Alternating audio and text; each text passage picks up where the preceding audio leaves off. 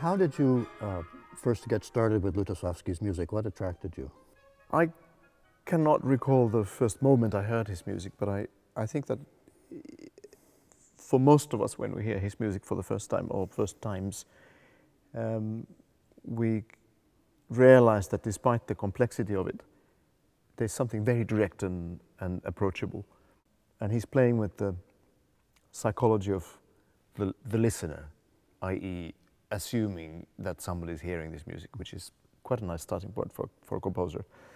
You feel as a listener straight away that this music is in dialogue with you. It's not something that you kind of perceive from distance. It's something that allows you to participate.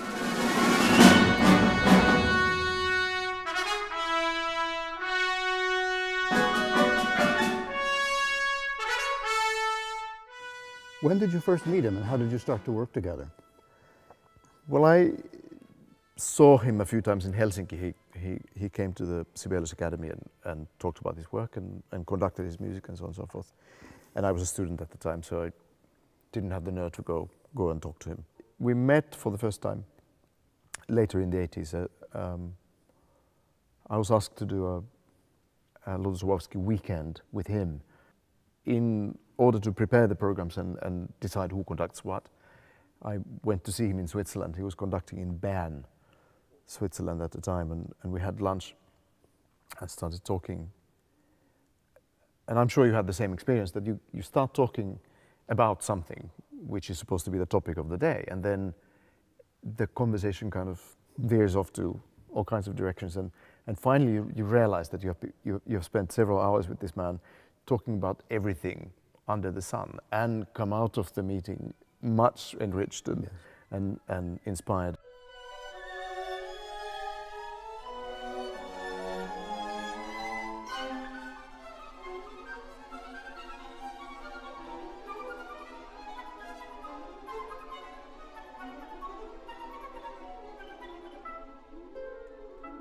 He'd been talking to the orchestra for a long time, and we asked him finally in 1989, seriously, you know, we'll make a commission for you. And he said something like, well, I'd love to write you a piece, but I don't know when I'll have the right idea. It might be many years. So don't make a contract or talk about money. And then 3 years pass, and then he runs into you. That's one of my fondest memories, actually. I was in Stockholm, and he came to Stockholm. He conducted the Stockholm Philharmonic, and he was given the gold medal of the Philharmonic Society in Stockholm, and there was a dinner afterwards which I attended, and during the dinner Lutosławski says, well, you know, Esa-Pekka, I'm conducting a concert with your orchestra in Los Angeles next spring, and I was just wondering whether you would be very upset if I changed the program a little bit. and I said, well, I don't see why I should be, so what do you want to change? And he said, you know, I finished this little symphony, and I'm wondering if you could play it. And I nearly fainted, of course, because this is the mythical Fourth Symphony that we had been discussing for such a long time. And I just storm off the room, and I tried to find the closest phone and call Ernest Fleischmann, who was running the LA Philharmonic at the time. And I finally reach him, and I say, Ernest, prepare the contract, prepare everything. You know, Witold said that he has a new symphony. And Ernest said, calm down, it's okay. It's all right, I'll take care of the paperwork. And just tell Witold that we are thrilled. And then I go back to the room where they are finishing dessert. And Witold is really amused by my excitement. And I'm sweating and kind of great memory.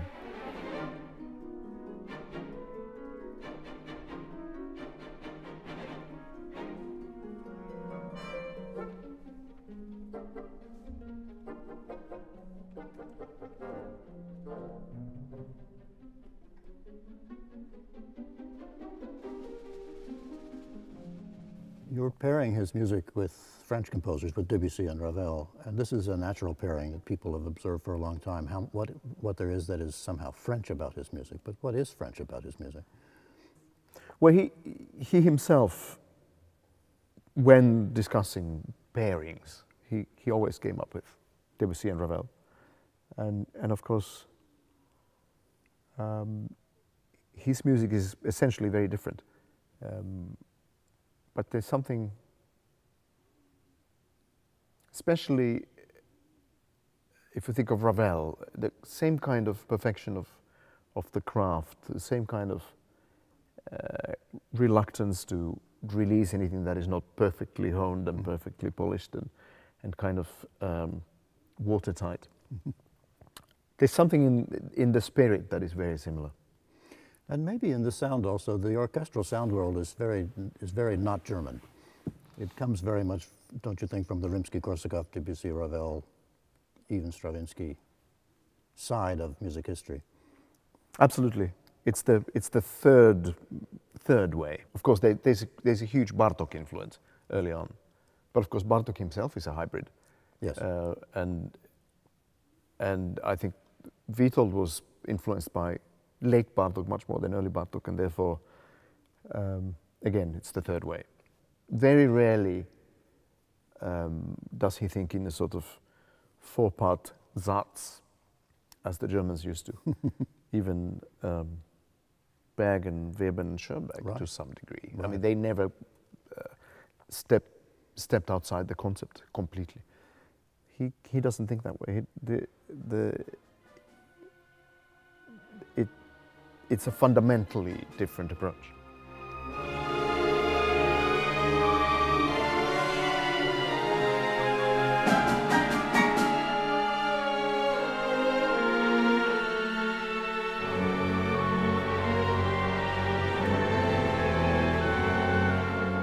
Why do you think these single composer series or single composer in context series are such a good format for you and the Philharmonia?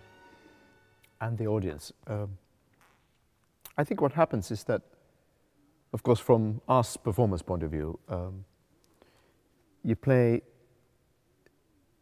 a lot of music by one composer, and you learn the language in a way, and you can then free your mind from trying to understand what's going on, and use that capacity on the actual performance. When you reach that freedom, and you no longer have to be worried about getting it right or kind of speaking it correctly, there's so much more freedom.